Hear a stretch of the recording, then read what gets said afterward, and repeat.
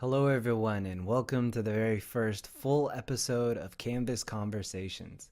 If you've seen our casts before, we're usually doing shorter interviews that are usually about 15 to 20 minutes long.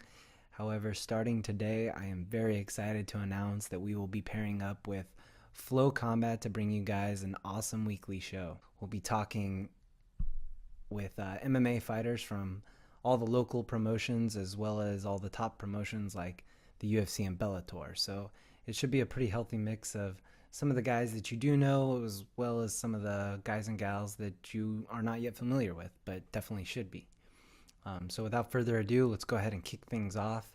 Our first guest today was supposed to be Steven Ojeda. Unfortunately, Steven is MIA. I think that he's probably got something going on that's really important. It's just a couple days till his fight. Bummed we couldn't get to talk with him today, but nonetheless, we'll go ahead and get started. Our first guest of the day will also be making his first appearance on the show. He's coming off of a controversial win over Keith Lee at the 864 Fighting Championships Fight 3 this past weekend. He is John Sweeney. If you guys didn't see it live or you didn't have a chance to see the highlights on Keith Lee's Instagram before they were taken down, the two had a back and forth battle for sure. And in the clips, you hear and see a lot of controversy kind of from the crowd, basically, or you can hear it. So I decided to go ahead and try and get both of these gentlemen on and just kind of get their side of the story on how they feel like the fight went. So we'll go ahead and give John a call first, and then afterwards we'll also go ahead and give Keith a call. So I'm going to go ahead and bring on John right now. Hello. Hey, John, how you doing, sir? Doing good, sir. How are you? I'm doing good, man. Can you throw your video on for us? Yes, I can't sir. see you yet. Yeah, there he is. What's going on, man? Can you see me, bro? Yeah, I could see you. If you could turn it sideways, that'd be awesome. Yes, sir. I can. Damn. Yeah, there you go. Now you're full screen, brother. Damn. How you doing, man? Doing good, sir. How about yourself? Not too bad, man. Thank you for asking. So, a few days out from the fight now. How are you feeling? I'm feeling good. Feeling great. Awesome, man. So, first of all, I know there was a bit of controversy surrounding this fight. So, Yeah. if you could just give us a kind of a quick overview of how you thought the fight went. I thought the fight did great. I didn't do everything I could. I didn't show everything I wanted to show. I just boxed the whole time, just boxed them up. So I could have showed more, but overall, it was a good fight. From heightened emotion, and if you watch the fight right at the event, it may have looked like it was closer than it really was, just because of him trying to hold me down. But every takedown, I stood right back up, and it was just peppering them up basically. So I could see how people think it was closer than it was, but after I watched the fight again myself online, I watched it a couple times. It was a lot farther away than people really realized. So during the fight, when it was going to the decision, what were your thoughts when you were waiting for the announcement to be read? Did you think I honestly been robbed like that before, where I just peppered the guy up in Atlanta, NFC, and I peppered the guy up, and the judges gave him the nod. So in my head, I was praying, I was thinking, I was like, man, I hope it is not just like that, because I've been in that situation before where it was a close fight, but I know in my heart that I won, but just the judges, sometimes it's your night to get the short end of the stick. But luckily, the judges had their heads on straight that night, and I got the nod.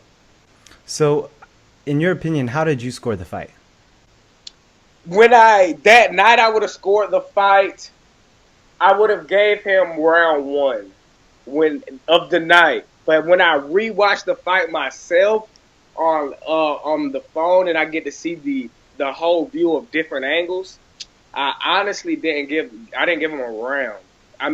The first 2 minutes of 45 seconds of round one, I controlled. The last 2 minutes, he took me down and did something a little bit, but nothing to take the round away. So I honestly didn't give him a round. Round two was close, but definitely my round. And round three is definitely my round. So if any round was his, it would be one. And I mean, he controlled maybe the last 2 minutes, maybe a minute and a half, but he ran the first 2.5 minutes. I was peppering him up, and he was doing mostly running. Okay, He well, really ran the whole fight, but if any round I would have gave to him, it would have been that one. And honestly, I feel like I won that round as well. I got to ask you about this. After the fight was announced, you were the winner. The Right. post-fight announcer comes in, and the first thing he said to you was that he had it scored the other way. What was your reaction to that? So that is Cody Freeland, and if for people who don't know, Cody Freeland and my gym aren't really we don't really see eye to eye. So like him and my coach, they really don't see eye to eye. So it's not like it's the best of relationships between us. So it's so I expected him to be persuaded by the crowd. But what everybody doesn't know is right after that, he came up to me and he apologized to me after he was like, after reevaluating the fight, he wanted to apologize to me because he felt that I did win and he just wanted to say that he was sorry and that he made a mistake and blah, blah, blah. So people don't know that he actually came up and apologized to me right after that, and that he was just persuaded really by emotion. And then also about Keith Lee posted a video of the crowd booing me, and he's saying that my own fans booing me, which he doesn't know that another rival in the crowd, Cody Durden, he also fought that night, and that Cody had his whole family there, and me and Cody was supposed to fight, and Cody backed out from me a couple of times, but. And he was talking a lot of crap. We were supposed to fight. So the people who were booing was all Cody Durden's fans who wanted to see me lose. So Keith saying that my fans were booing and I'm getting booed in my own town. Yeah, I'm getting booed by people who already don't like me here. So that's what people don't know and what was confusing about the video, that if you see that video, you'll think the whole crowd. No, that's not the whole crowd booing. That's Cody Durden fans who were going to boo me whether I knock Keith out in 30 seconds or whether that happened. You know what I mean? Right. Well, I see you're just playing video games kind of while we're having this conversation, so it doesn't seem like it's really no sweat off your brow, I would right? fight Keith again. I would love to fight that kid again. And I actually am playing a little Fortnite right now. Is that good with you, right? Is that cool, right? Say that again? I couldn't hear you there. I said I'm actually playing a little Fortnite right now. That doesn't bother you, does it? No, man. Okay. You're answering all the questions just perfect, so no problem Yes, at all. sir. No problem at all, man. Keep doing your thing. So I assume you want to advance your career, but I guess like you just said, you are interested in a possible rematch with Keith. Is that correct? Definitely. I'm definitely into a rematch with him just because he's saying just because him thinking that he's a better fighter and then saying he really won and all this controversy surrounded it. I mean, if you honestly watch the fight, you'll see where there's no question he lost the fight. I mean, if you have you sat down and have you seen the fight? I saw the clips that he posted on Instagram. Right, he's posting 1 minute. Like, who posts 1 minute clips of the end of the fight? Like, if you want to be clear, post the whole fight and let everyone see the whole fight. But hopefully I'll have that soon, and I'm going to be posting the whole fight so everyone knows what really happened. So what did you think about him posting just those 1 minute clips? I found it very funny. I'm like, dude, he made a post saying that he was going to post the fight. And then the next day he makes a post saying that, oh, no, I'm just going to post 1 minute clips of the end. And I'm like, in his fans, I'm like, y'all don't find that funny? Why would he want to post just 1 minute clips? Like, it's obviously he don't want you to see what's in between those lines, right? Interesting. So I'm about to, well, I can't see it right now. There you go. I'm about to speak with Keith after this. Would you like me to pass along the message to him that you're still interested in kind of settling the score with him? Yeah, I mean, I'll let him. I mean, it's not much of nothing to settle because, y'all, I just got dropped. I can pay attention now. I just got fucking wasted. All right, so, yeah, I would definitely be interested in any time, man, because I honestly didn't get to do what I wanted to do to him anyway. I really wanted to embarrass him and show him, like, because honestly, he's during that fight. I mean, God, the boy is weak. I mean, like, he didn't nothing hurt me. He didn't like look at me like he didn't do nothing to hurt me. I mean, his punches were. He was literally just fighting to survive. He was holding me down. I'm trying to hold me down. He couldn't hold me down, and I'm like, how does he think his takedowns matter if literally I would hit the ground and get up in like 3 seconds? He's never once had control, not once. And I'm like, your big brother have to tell you something about judging. Like, if you're getting peppered up on your feet, you're trying to take the guy down, and he pops right back up. I mean, come on, son. You got to at least hold me down, do something, advance position, land a couple of strikes. But literally, every single time I touched the ground, I was up, right back up, in his face. He was on his back pedals, getting pressured into the cage, getting hit in his face. I mean, I honestly wouldn't have a mark on my face if the last 30 seconds I got in a flurry with him and I let him, and I just because I wanted to see what he doing. Like, he been running the whole fight, and he was saying, he kept pointing to the ground like, meet me here. And I'm like, and I'm throwing my hand. If you watch the fight, I'm like throwing my hands up, and you can hear the announcer say, Keith Lee pointed to the ground like he wants to bang, but he just keeps running. Like, the announcers even said that he says he wants to exchange, but every time I go to exchange with him, he runs. So it's the announcer said it. He knows he's lost. He knows in his heart he knows he lost. You can see. I posted a picture on my Instagram of when they were reading the split decision. When they called my name, I mean, my hands in the air, ready for the decision to get called, and you see Keith Lee, he's hanging his head down, you know? So if you feel like you won the fight, what makes you consider the rematch if you feel like you outright won the fight? Because I wanna do him how I really wanted to do him. I won the fight on the scorecards. I want to win the fight, and I want to take him out, completely obliterate him. I want to leave no question. I mean, there's no question in my eyes. I know who won the fight. You watch the fight, it's easy to tell who won. But I want to put it in his heart that he knows that he will never want to fight me again. Wow. That's what I want. Okay. So what do you think is next for you? Do you think it's Keith Lee?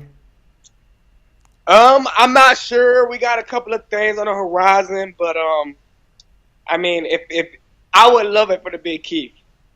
I think that would make big sales. I feel like a lot of people will come out to see that rematch. I feel like we already got this little controversy going, and he made a couple of little fans when he was down here, Cody Durden's people. So I think that would be a good fight. Absolutely. Marketing and I think that definitely is a good fight. Yeah, I definitely agree with that. So what have you been able to take away from this experience for your next fight? I definitely need to start mixing it up more. I started boxing over a couple of months ago. I started doing a lot of heavy boxing. So I've been just wanting to display my hands. My last 2 fights, I didn't kick it much at all. Low leg kicks. I didn't wrestle at all. I did a lot of boxing. So I just need to get back to being me and mixing everything up, and then that's it really. Just get back to mixing it up and being myself and using my range and using my kicks, because I'm getting too caught up in headhunting and just wanting to knock somebody out and go for the box. I'm getting just too wrapped up in boxing. I need to start back mixing it up. Great. Awesome. Well, John, I appreciate you stopping by, man, to shed some light on this situation for us. I know this kind of isn't the typical interview for you, but Right. I appreciate you coming by and giving us some of that No, time. man, I appreciate you giving me this interview, brother. I will anytime. Absolutely. Yeah, I'm glad we got to squeeze you in while you're getting a bit of Fortnite in too. So Oh, yes, a little sir. bit of multitasking. Yes, sir. All righty, man. Well, John, I appreciate your time again, man. So take care, and hopefully we'll be able to talk again soon. Yes, sir. I appreciate the call. So there we have John Sweeney. Wow, that was intriguing. Definitely feels like he felt like he won the fight. 100%, obviously. It's kind of funny that we caught him playing Fortnite too, so that was kind of cool. But nonetheless, he seems like he was confident in the fact that the decision should have gone to him, but he's also willing to oblige a rematch with Keith Lee to kind of settle things. I thought it was interesting that he said that, the ring announcer was actually sort of a foe of his gym. So that was interesting to hear as well.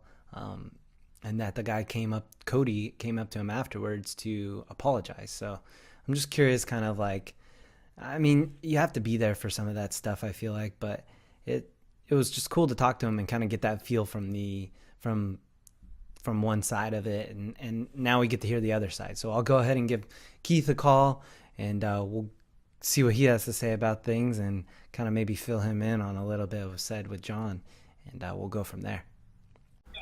Hello. Keith, hello, sir. Welcome, man. Yo, can you hear me? Yeah, I can hear you great, brother. What's going on, boss? What's going on, man? How are you, sir? Nothing much. Great. Can't complain. So you're at Disneyland. I'm catching you at Disneyland right now? Yeah. All right, awesome. Taking my girlfriend out for her birthday. Oh, that's a great way to kind of get over a tough loss like this last one, right? Yeah, get my mind clear. Yeah, exactly.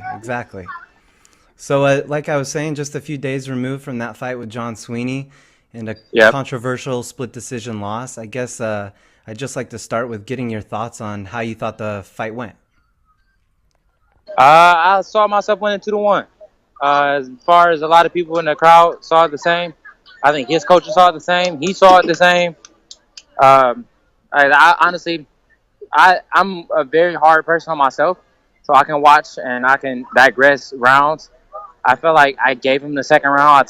I took it off, and I give it to him. He had more flurries. He didn't really do anything, but he had more flurries. The third round, I took off, and I still won pretty decisively, and I finished the fight.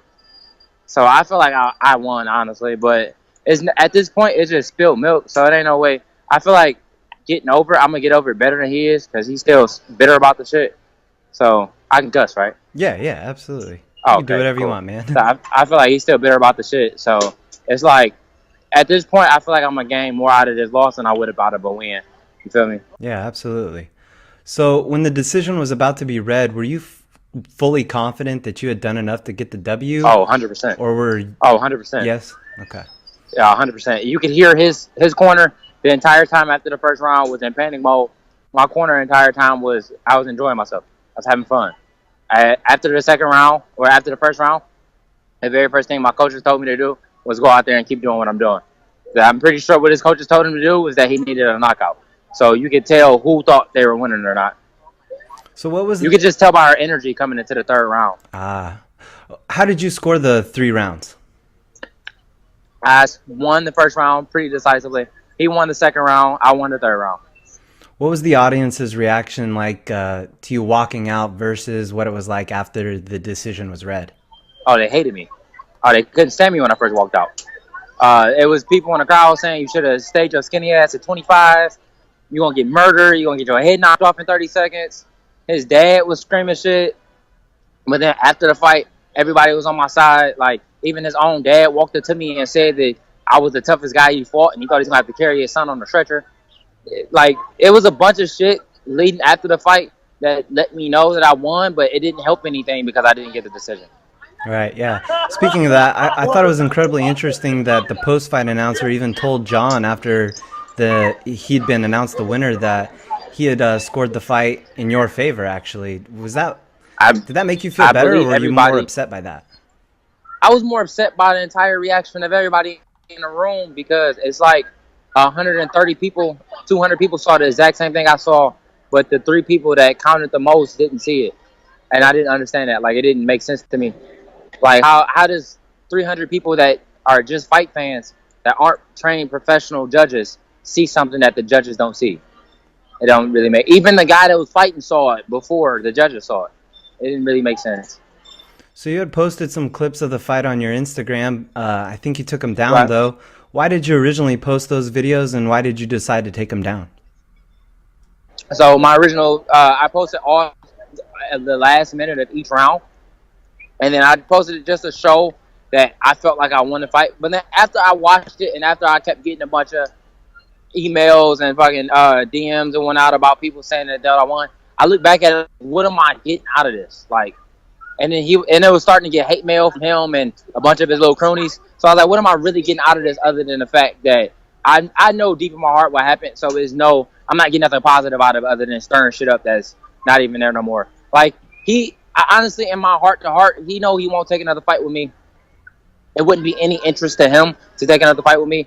I don't think I would gain much from beating him, because if you watch the fight, you could tell I already beat him, and I wasn't really trying, and he was trying his hardest in that third round, and I was having fun out there. So I feel like he'll be stuck in the regional promotions for a while, and he'll be stuck. And just his mindset that he has going after, like the bitterness shit that he was saying going afterwards, I feel like he'll be stuck in there for a while, and I'm going to just be on the bigger and better things. Perfect, man. So what did your brother have to say to you after the fight? He pretty much thought the same thing I thought. I didn't see myself losing in the second round until I went back and watched the clips. But he's always honest with me. He's always going to tell me the truth before I even know it. So right afterwards, he told me that he thought I lost the second, but I had the third in the bag, and that I should have pressed more towards the third.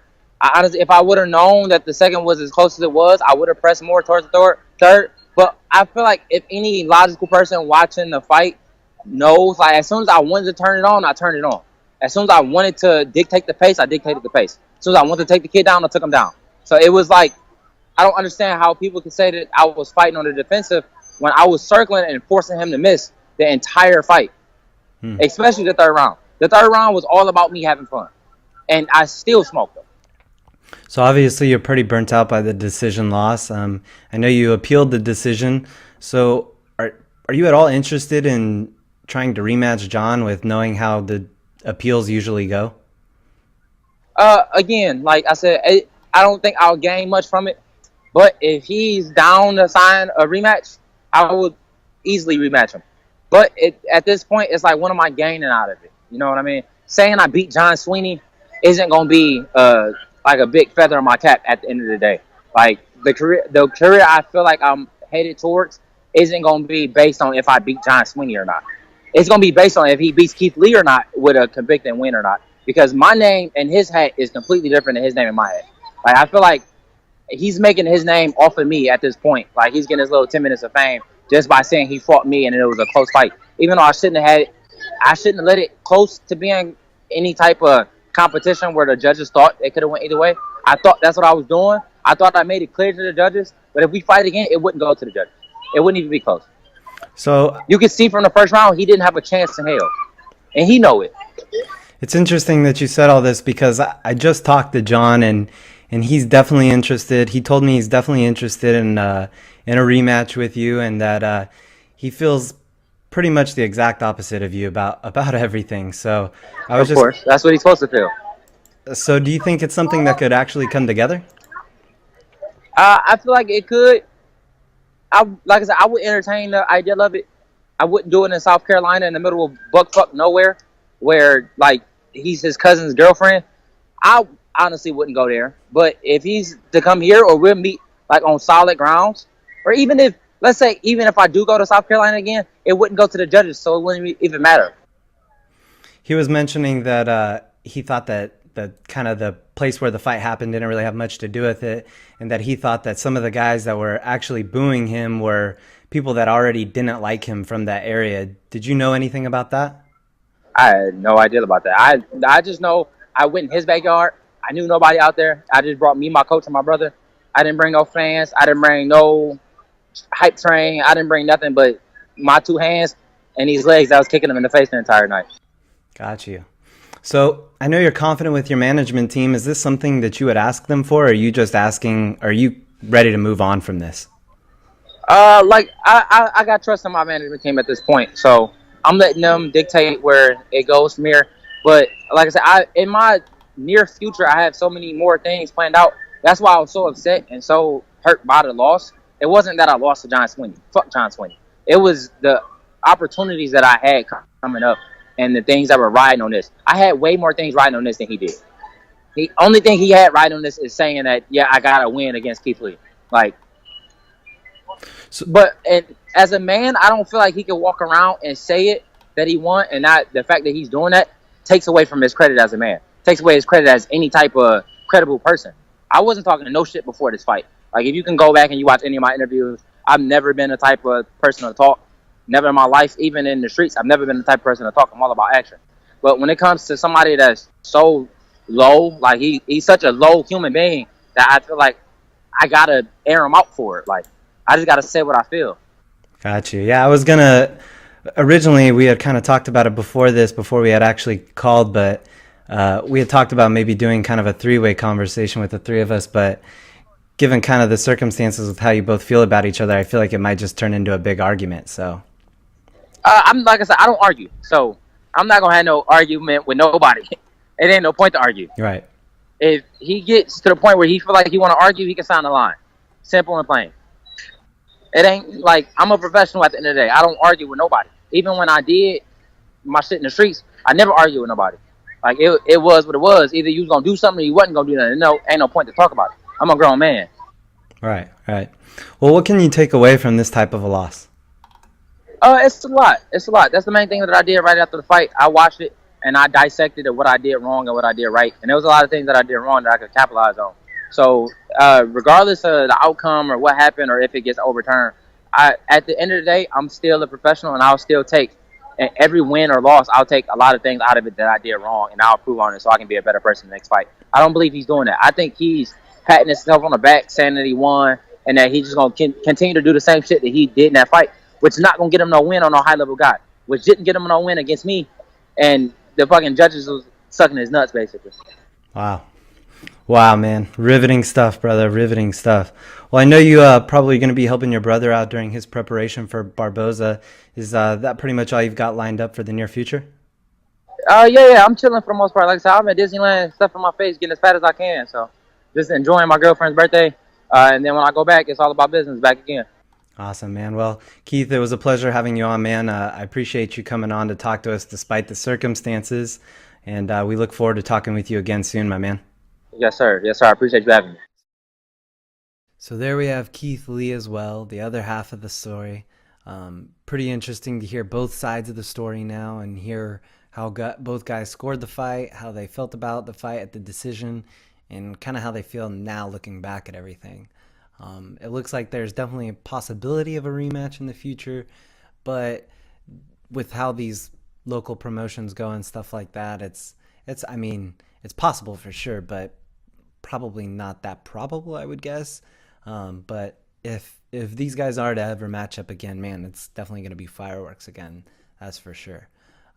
But fun to talk to both of these guys. I'd originally talked to both of these guys about possibly doing like a three-way call, like merging to where all three of us talk to each other. But honestly, I didn't want to push that too much. I didn't want to like create basically drama between these two guys that maybe there wasn't that much drama between them. And then somebody gets in there and just I didn't want to stir the pot. So I was willing to give these guys a platform if they wanted to speak to each other. But I definitely didn't want to be like an instigator for them. If they wanted to deal with some stuff and talk about some stuff here, that would have been cool. It just didn't really get there. So I didn't feel like there was a proper segue to invite either John onto Keith's call or Keith onto John's call. So, and I like to give them those platforms to speak clearly and not have to worry about somebody disagreeing with them or something. So it was cool to hear both of them and get both of their sides of the story. Like I said, it would be cool to see the fight played back, but if not, I'm happy to just see where both of these guys end up. They look like they've got awesome careers ahead of them. Both of them have really great things about each of their fighting styles that they bring to the table. So definitely two guys to keep an eye on in the future. Moving on, we'll have Matthew Lopez on the show next to close us out. Matthew Lopez is coming off of a tough loss to Rafael Sunsao. Obviously, Rafael has been a staple in the 135-pound division for a number of years now, so it's nothing to hang your head about to take a loss to him, especially so early in your career. So it'll be nice to talk with Matt. He's getting ready to fight April 14th at UFC on Fox 29. He'll be fighting alongside his friend and childhood friend and teammate, Justin Gaethje. So it'll be cool to talk with him before he gets on that card. This isn't the first time we've talked to Matt, so it'll be cool to talk with him again. It's been a while, and I'm looking forward to it. So we'll go ahead and give Matt a call right now, and then I'll give you guys a little breakdown afterwards. Hey, what's going on, brother? How you doing?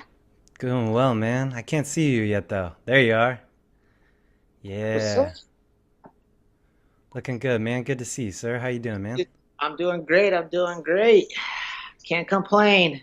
Awesome, man. What have you got going on today? Today just did some mitts and then just had my eye exam right now, so my Good. eyes are dilated and blurry. Okay, so you could barely see me, huh? No, I can see. It's far away. I can see. I can't see up close though. Oh, okay. Got you. Got you. So before your eye doc, well, did everything go okay at the eye doctor? Yeah, yeah, yeah. Good to Just go? stuff. Yeah, Routine stuff? yeah. There you go. How was the mitt session? Good. Can't complain. Everything's working out how it should towards the end of camp. Absolutely. Got all the wheels are turning with Trevor, huh? All the wheels are turning. Everything's, you know, uh, everything's just going smoothly, like it's supposed to be. So I'm excited. Awesome, man. Well, just to touch on your last fight a little bit, you had one of the toughest opponents at 135 pounds in a Sun Sao. And I know things didn't go exactly your way, obviously, but what were you able to take away from that fight and that experience? Yeah. So, I'm a notorious sore loser. Like I hate losing. Since growing up, I've been the worst loser ever. I'm the kid that ripped medals off if they weren't first place. I never kept second place medals. But this fight was different. This fight was the ending to that fight, and the way I went about preparing and everything for that fight. It was just different. And obviously I didn't get the result I wanted, but I came away being okay with that loss. And here's the reason why. I fought one of the best fighters in the bantamweight division, over the last 5 years, not just, recently, but he's been a staple in this division for a while now. And in my fourth fight in the UFC, that's unheard of. Name another guy that's done that, that's fought a top ranked guy in their number 3 guy in their fourth fight in the UFC. I can't think of anybody at the top of my head. Me neither. Cody got a title shot off of fighting a guy that was like ranked 11. Like Mizugaki wasn't even ranked top 10, I don't think. Mm-hmm. So that being said, I believe I did fairly well against him. I won the first round. Second round, I lost the second round, and then I was losing the third round. I tell people this: if I fought him a week later and made the adjustments I was supposed to make during the fight, I would beat him. It wasn't like he was better at something than I was. He wasn't a better striker. He wasn't a better grappler.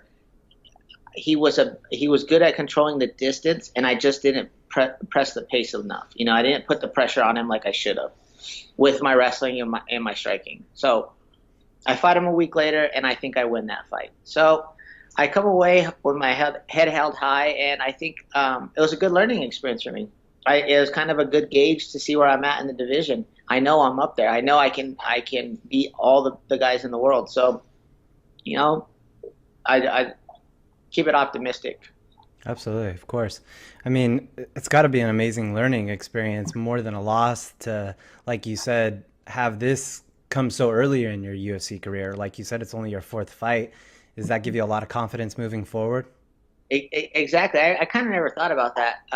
It's better to have it earlier than later on. What if I was, at the tail end of my career and I got this big opportunity to fight, and, that's your last shot. Now, I still have a lot more opportunities to make it, climb back up the rankings and get my title shot. So, yeah, it's definitely better that it's earlier in my career than later. Perfect. So how's the weight battle been for this camp? So, last fight, everybody knows that I missed weight, and what I tell people is it was weird because that was the best weight cut camp I've ever had. Ever. I felt the best. My weight was good all of camp. It was, And then coming into fight week, I did my water load and everything, and I felt amazing. When I started my cut, I think I started my cut from like 142, but I was fully hydrated. I had drank 3 gallons of water on Wednesday. This is Thursday. And so I did a quick mid session, sat in the spa for like 15 minutes, and I was already down to 139. And then my coaches were like, let's just save the 2 pounds for tomorrow morning. And so when I got up in the morning, I did a hot bath, and I didn't lose anything. And then I did another one, and I didn't lose anything. And so we were like, what the hell? Like, I don't know what happened between when I went to bed and when I woke up. Because when I woke up, I didn't even lose. I think I lost 0.4 in my, in 8 hours. Yeah. I floated 8 hours, or 0.4 in 8 hours. So we were like tripping out because everything leading up to that was just so perfect. Like the best it's ever been. So, we've made some tweaks and adjustments. This coming into fight week, I want to be lower. So right now I think I woke up this morning at 46. So I want to get to fight week about 42 and do my water load and everything like that just the same way, but just get to fight week a little bit lower. I think I was for a Sunset fight. I think I got there at 149. So get there lower, and then I think I'll just cut all my weight on Thursday, not even leave it up to Friday morning. So, but other than that, it's going amazing. I'm ahead of schedule. So Seems like, yeah, like you're right on schedule. yeah. Was it discouraging at all to have that miss, even though, like you said, it was one of your best weight cuts? Was that discouraging to you?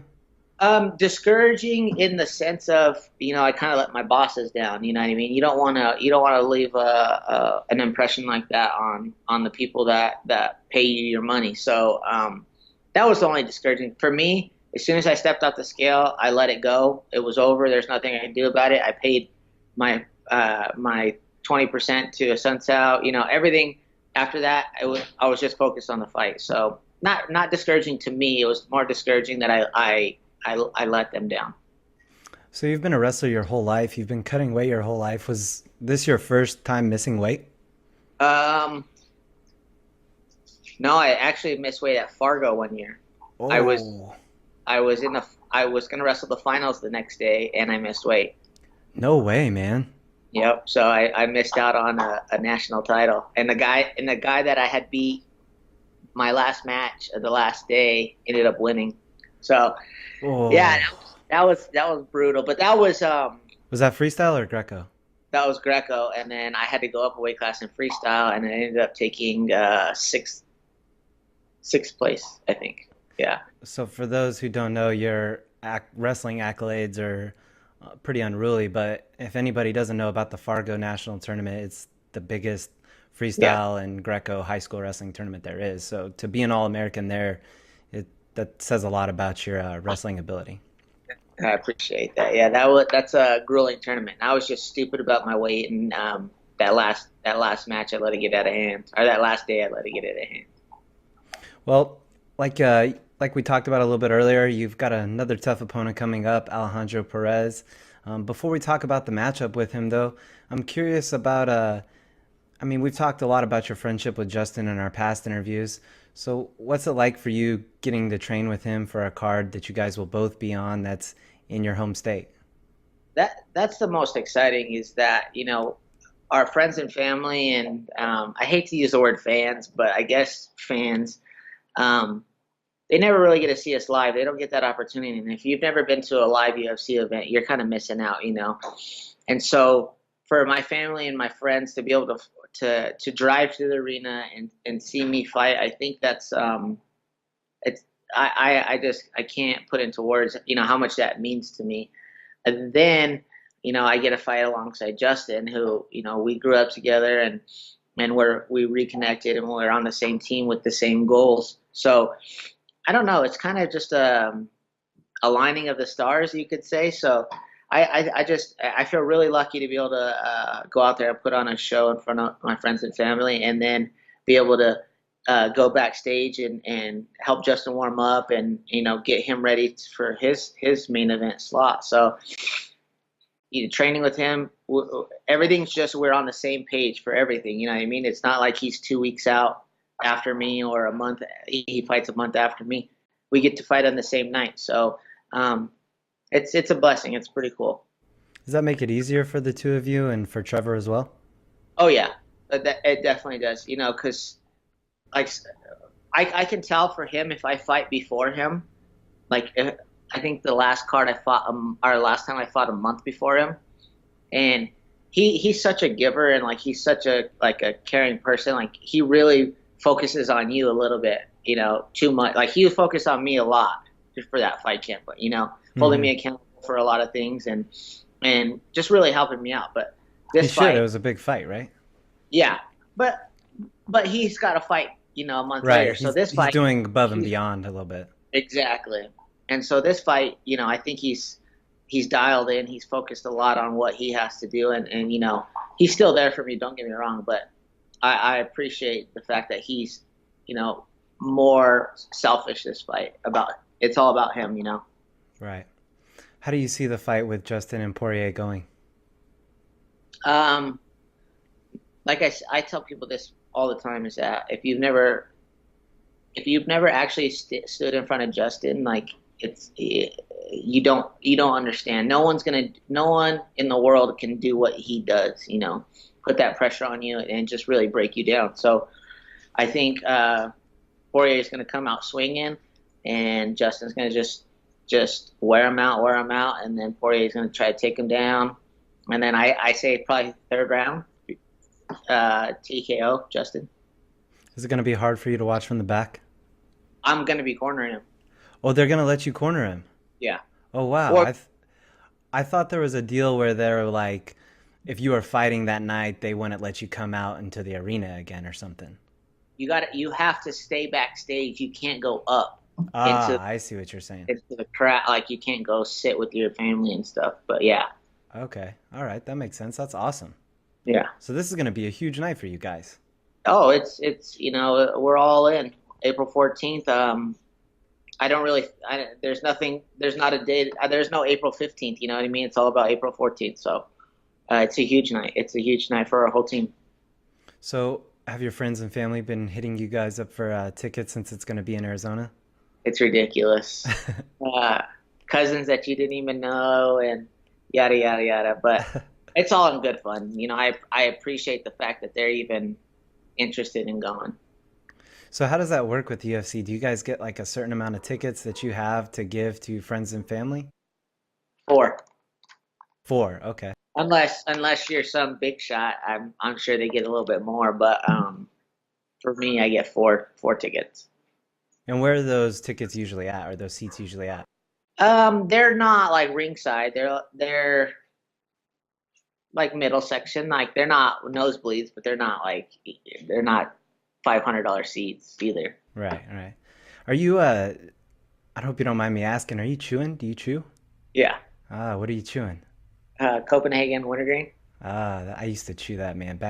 I think the wrestling, it's a wrestler's deal, man. I got that from wrestling, and it's a bad habit. Yeah. It is. It's a horrible habit. I quit for like 9 months about, and then when me and Justin went out to do The Ultimate Fighter, it started back up again. Oh man, yeah. I did it for a number of years too, since high school, basically, before I could even do it. But my girlfriend curbed the habit for me. So yeah, that'll do it. Yeah, I would have designated spitters around the house, and they just kept disappearing. Yeah, I only get one. See, yeah. That's our deal. She only lets me have one. Do you have to get rid of it after each can or something too? You have a rule like that? Yeah. It's got to be a fresh one. Yeah. That's funny. We've both been through that then. Okay, yeah. Cool. Well, I was also noticing during that last fight of Justin's, or not his last fight, the one with Michael Johnson, your reaction to that was, I loved it. You were just going ham the entire really the entire fight, but as the finish was happening, you were just losing it. I'm curious, how are you going to keep it together if you're going to be in his corner? That's so funny that you said that, because I was literally driving today, and I was thinking about that. I was like, man, I get so emotional. Trevor's gonna have to just slap me and tell me to shut up. I know my spot. My spot's not, I'm only there for emotional support. You know what I mean? I'm not there to give him any kind of guidance. He's been in this sport longer than I have. He's fought at a higher level than I have. He knows what he's supposed to do when he gets in there. So I'm only in there to hold his water and give him his mouthpiece. There you So go. let's just hope, like you said, let's just hope I can keep it together. Well, I'll be Stressful. keeping an eye out for you for sure, man. It's stressful. I can't even imagine what you gotta worry about, not only your own fight, but one of your best friends fighting. So all the emotions, you're getting all the emotions. And you have no control. That's the problem. Exactly. Yeah, I'm starting to learn that now as you're watching friends get in Yeah. there. It's like it's just super hard. Yeah. Yeah. Well, I had mentioned earlier you got the tough opponent in Alejandro Perez. How do you like that matchup, and how do you see the fight playing out? I love the matchup. I think that he's very underrated as far as the credit that that he hasn't been given. I think he's 5-1 in the UFC. With one Or draw, no, yeah. is he's 5-0 in one draw or 5 and He 1? has one loss and one draw and five wins. Okay. Yeah, 5-1-1. So to have 5 wins and only one loss in the UFC, that's major. So he's obviously he deserves the credit. So and the thing about him is that he's got that Mexican warrior spirit in him, and he's not going to quit. You're gonna have to really beat it out of him. And coming off the loss I came out of, like I wanna prove a point. So it's a big time fight for me. I know he's not going to sit back. I know he's going to come forward and he's going to throw some heat. So I'm looking to capitalize on some openings and make sure the night ends early for him. Awesome. You talked about trying to make a statement with this next fight. What do you feel like has been your biggest catalyst for growth in this camp? Trevor. I think he's my biggest catalyst for MMA in general. Period. Every single day that I'm around him, I get better. There's been days that we don't even practice, and he'll shoot me a text, and it doesn't even necessarily have to do with MMA. He'll just shoot me a text, and the belief he has in me, and the belief I have in myself, and the skills that he's given me and taught me. A lot of these guys go in the gym and it's repetitive. They do a lot of the same stuff, and they do jiu-jitsu, and then they do wrestling, and then they spar. The thing is that I'm so young in this game as far as how long I've been doing it. I still learn every single day. I still learn. As a matter of fact, I had one of my kids that I was coaching, and since he was a little kid, and he made it to the state finals in California. And I was watching one of his matches, and he did something that I've never seen done before. And I took that, and I tried it the next day, and try to work out the kinks and stuff. So even in wrestling, I've been wrestling my whole life, and I'm still learning. So my stand-up grows leaps and bounds every single day. And I watch videos. I take cues from Lomachenko and all these guys that have been doing it for a while. Every single day I learn something. So a lot of these guys, they get to a level and they continue to get better, but it's in small increments. Mine are huge. Mine are big old blasts. So I'm excited to show that. I'm excited to show how much I've evolved in such little time. Do you feel Trevor's kind of inspired that open-mindedness you have towards the sport? Oh, 100%. 100%. The way he approaches this game and the way he carries and conducts himself every day at practice, it's just so easy to absorb his energy, and it's, if you don't have an open mind and you don't grow. So he's just a great mentor, teacher, coach, all of the above. Makes some pretty awesome gloves as well. Oh, hell yeah. If people that are watching, if you've never tried on his stuff, like, I'm telling you, it's life changing. Like, you try all these other gloves on, and you're just like, I like these, yada yada yada, and then you put his gloves on, it's just like, wow, it's amazing. The detail he puts into fighting and MMA and coaching, he puts that same detail in his gloves and his MMA gear. He's got some stuff coming out that's going to blow people's minds, and stuff that people have never seen before. And he's just a mad genius, like Elon Musk of making fightwear. Right, that's a good comparison. That's cool. Yeah, for those that don't know, he is the founder and owner of Onyx Sports. They make gloves, headgears, body protection for anybody that's holding mitts, focus mitts, stuff like that. Dwayne Ludwig has an awesome setup from him. Yeah, I a would, lot of the high level coaches, go to him for his stuff. I was just one of our other coaches, Luke Cadillo. We were hitting mitts, and Trevor told me that he had that same pair of mitts for 5 years, and they had no damage on them. yeah, yeah. I have a pair of Onyx gloves, and my coach threw them on for a minute, and he's probably tried on thousands of gloves, and he put mine on, and he looked at me and looked at the glove, and where did you get these? Who, he had 10 questions for me. As soon as I mentioned Trevor's name, though, he was like, oh, yeah, I've been trying to get some of these and this and that. So, yeah. Wait till the lace-ups come out. I can't wait, man. I can't wait. Well, before I let you go, Matt, last time you told me you live in Bailey, and that's kind of a long drive into the city for you. So what are you usually listening to when you're on the way in? So actually, we moved into town finally. So Oh, really? yeah, I think in December we moved in, but I don't know. What made you want to move from Bailey? I love Bailey. Well, I love Bailey too, and it's a good spot, but with my girlfriend working and me having to go, to all these different places, Landau, and then all the way across to Genesis, we're paying, damn near what we pay in rent and gas. So it was just a lot, and then during wintertime, the conditions up there are so scary. So it was just a smarter move, and it just made more sense to be closer to the gym and my girlfriend's work. But I listen to all kinds of music: country, rap, R&B, girl songs, anything. Give me your favorite girl song. What's your favorite girl song? Demi Lovato right now. What is it called? What is it? What is that song called? I have no idea what Demi Lovato's song is. Tell Me You Love Me. That one. Oh yeah. I've heard it way too many times now that you That's say my jam that. right now.